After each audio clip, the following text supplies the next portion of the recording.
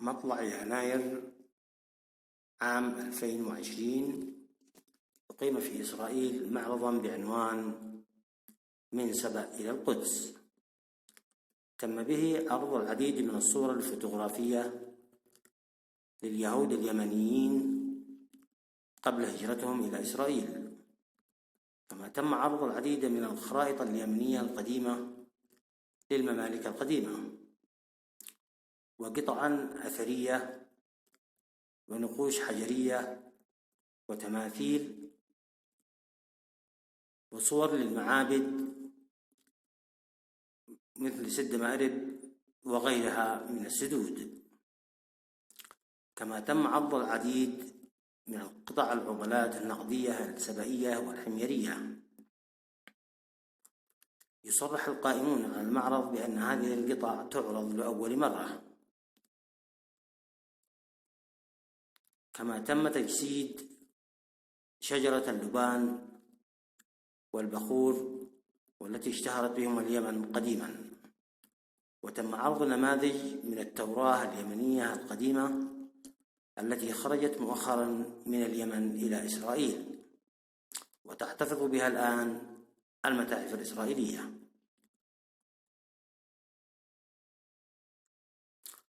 كما تم تغطية هذا الخبر وهذا المعرض من قبل العديد من القنوات الفضائية العالمية. Yemen was once home to tens of thousands of Jews whose history goes back to antiquity, a place where a mysterious kingdom adopted Jewish rituals.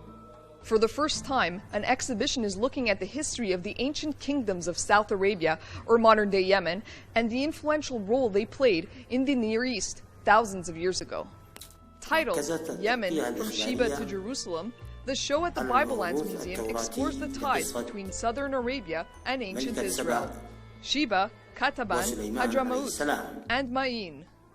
These four kingdoms traded spices 2 millennia ago with what was then known as Judea, exporting exotic and valuable fragrances like myrrh and frankincense, which, according to Jewish scripture, were used in the biblical temples.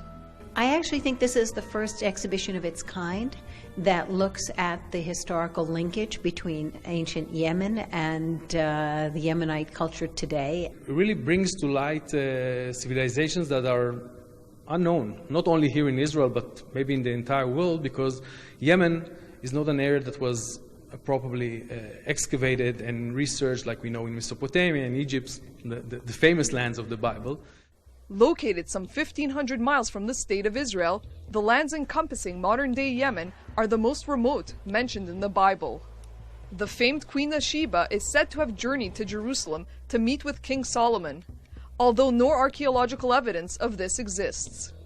The exhibit in Jerusalem also traces the history of Yemenite Jews and the rise of the mysterious Himyarite kingdom, whose rulers began following Jewish customs in the year 380. In order to unify all the clans and other entities there, they decided to actually adopt a monotheistic religion, which was inspired by Judaism. And during that time, the Jews were actually very prosperous there. Following the rise of Islam in the 7th century, Yemen's Jews were persecuted and forced to pay an annual tax to Muslim authorities. Still, the Jewish community was able to develop unique traditions. The founders of the museum, and me as well, because I'm part of the founding family, we come from Yemen, part of our family. My grandfather was born in Yemen, and he came to Jerusalem as a small child. They left Yemen rather desperately in 1907, and they arrived here in 1909. Those rings on display actually were made by my grandfather. His name was Zachariah Jamil. They never forgot the land of Israel, and some of the artifacts that we show here really show this longing for arriving to the promised land. Soon after the re-establishment of Israel in 1948, a secret mission known as Operation Magic Carpet was launched. Over 50,000 Yemenite Jews were airlifted to the newfound Jewish state. But while today's Jewish presence in Yemen is minimal, the rich history is not forgotten. From the Bible Lands Museum in Jerusalem, Maya Margit reporting for the Media Line. We're going to turn now to Yemen, which is, of course, a war-torn nation. But if you want to peek at its rich history and the stability that once reigned, a new exhibit in Jerusalem will give you just that. The Bible Lands Museum has just opened an exhibit entitled From Sheba to Jerusalem. Let's take a look. The Middle Eastern country of Yemen is recently in the headlines as a fierce civil war has been taking place there for 5 years already. But for many, this desert country stands for much more. The Bible Lands Museum in Jerusalem has launched a new exhibition entitled From Sheba to Jerusalem, which showcases selective items from the rich Yemenite culture. Amanda Weiss, director of the Bible Lands Museum, has a personal connection to the land. My grandfather was born in Yemen, and as a small child, he walked. It took them 2 years, and the entire family walked from Yemen until they finally arrived in Israel in 1909. So they left Yemen in 1907, and my mother grew up on the stories of the traumas and the difficulties of that journey and of their love for Israel and their goal to ultimately settle here. And they did. They lived the dream. The history of this area goes back to 5000 BCE. It was a fruitful area for kingdoms and cultures, which also had trade routes with the Holy Land. We know the names of the four main kingdoms in South Arabia. Of course, Sheba was the most known and important because it is mentioned in the famous story about the visit of the Queen of Sheba. A main part in this exhibition is dedicated to the history of the Jewish community in Yemen, a substantial group of people who had a great contribution to the Jewish culture. There are several theories regarding the question of when Jews first came to Yemen, and some of the items here shed more light on the Jewish influence in Yemen society. We have here an artifact which is related to a very, very interesting story about the history of the Jews in Yemen, and that happened in the first centuries of the current era when Himyar, which was one of the old kingdoms in South Arabia, actually took power and conquered the entire region. In order to unify all the populations politically, they adopted a monotheistic religion inspired by Judaism. Some even say that they were actually converted to Judaism. One of the inscriptions in the exhibition comes from a place called Zoar, which is today in Jordan, south of the Dead Sea.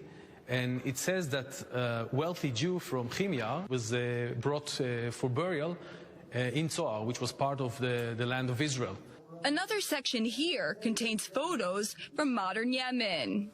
Here we can see the faces of the Yemenite Jews and learn about their exclusive rituals. It often happens to me even here in the museum. If someone comes and is sitting at my desk and starts reading a document upside down, they say, it must be my Yemenite roots. The Yemenites learned how to read from every angle.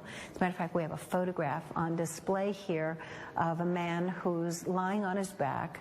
And if you look carefully at the photograph, it looks a little funny because what he's reading is actually upside down. The political instability in Yemen made it almost impossible to reach for Israelis. This exhibition is perhaps a small window, not just for the glorious history of the country, but also to the present of Yemen, where in some areas it seems that time stands still.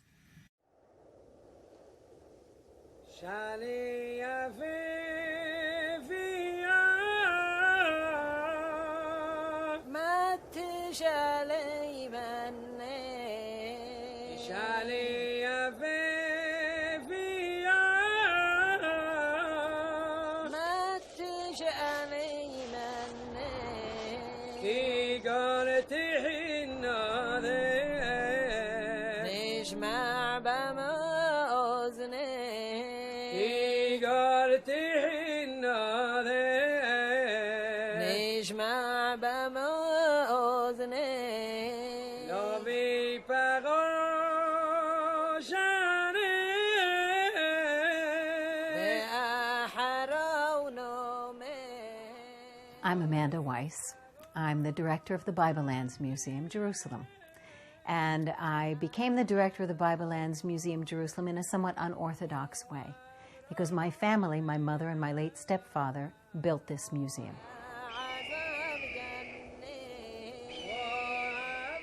They were the founders of this museum, and it is really the reflection of the vision and the dream, the passion and the hard work that they both put into this to make this institution happen.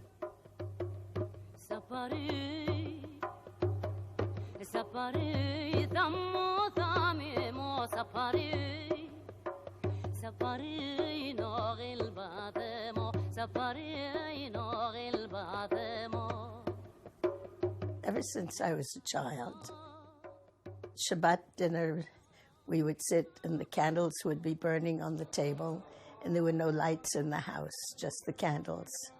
And my father would tell these wonderful stories that were, to me, they were out of the stories of Arabian Nights. And they were so exciting and so very special.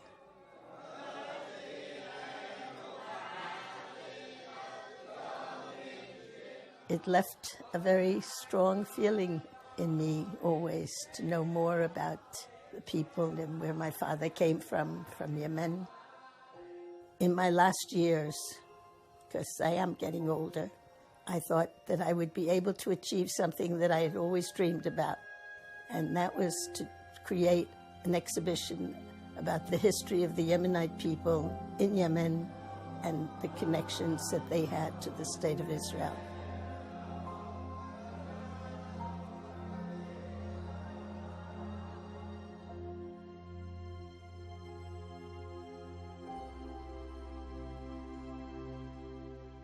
I've done many exhibitions here, and they're all very exciting and very important for me. But this one holds a lot to my heart because my grandfather came from Yemen.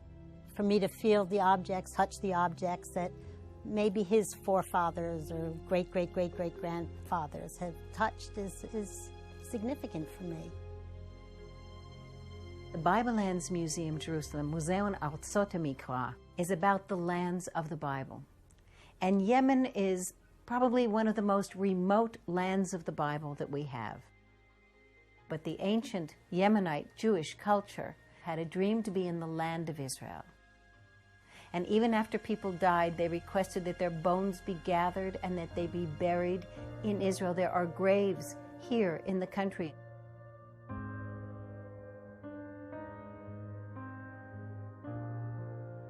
That longing to have that connection to Israel and to the Bible, to the Tanakh, is something that never waned, never got lost along the way, no matter how long and hard that journey was.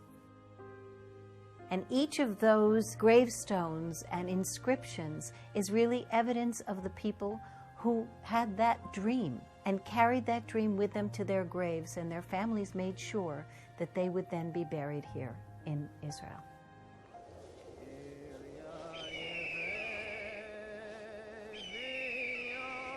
My father's family came here in 1907. They organized a march from this village in Yemen that they lived in to escape the country and finally to come to Israel, the land of their dreams. They had strange stories that he would tell about the adventures, including how the bandits would always attack the caravans, and they had to walk, and they walked and walked and walked for many miles and for a very long period of time. In Yemen, there was not an abundance of Sifrei Tanakh, and so children learned and people studied around one book. It's why we have that photograph on display, because it comes from a love of that Tanakh. And if there's only one book and we all need to study it, we'll find the way to study it together.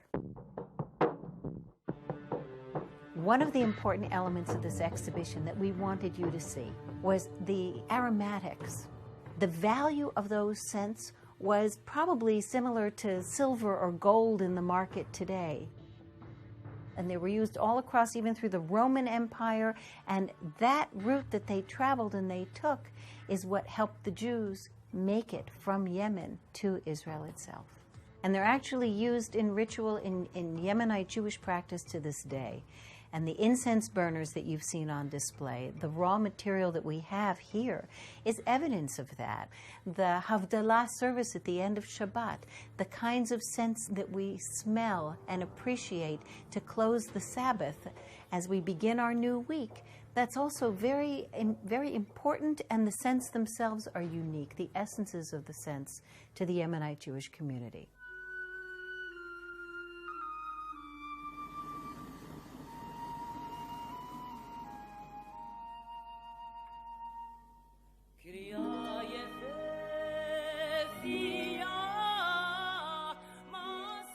My father was a Yemenite jeweler, as his father was before him, and his father before him.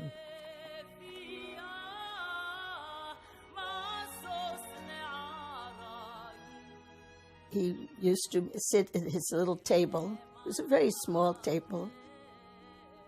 He had a piece of wood attached to it with a little clamp, and the clamp would hold the piece of silver that he was cutting and shaping, and he would put together beautiful things like rings and earrings and necklaces.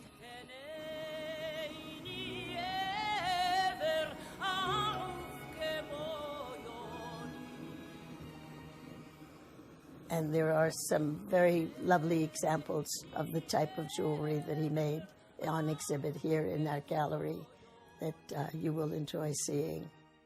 The Yemenite Jewish community has never really had the proper credit or light shown upon the cultural contribution that particular culture has to the land of Israel today, or the Jewish people as a whole. And for us at the Bible Lands Museum, it's an opportunity to take an unknown culture on the real depths and bring it to light for the public. The museum, Artzot is a very important thing in my life.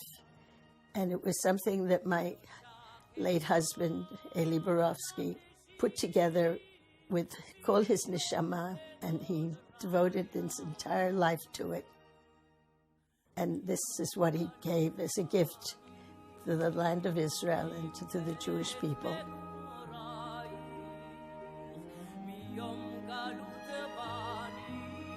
I was very fortunate to be in a position to take on the project of building the Museum Artzot.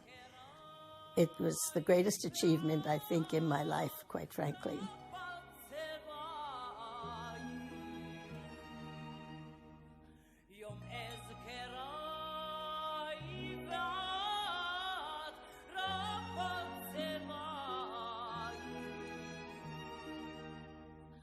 Lach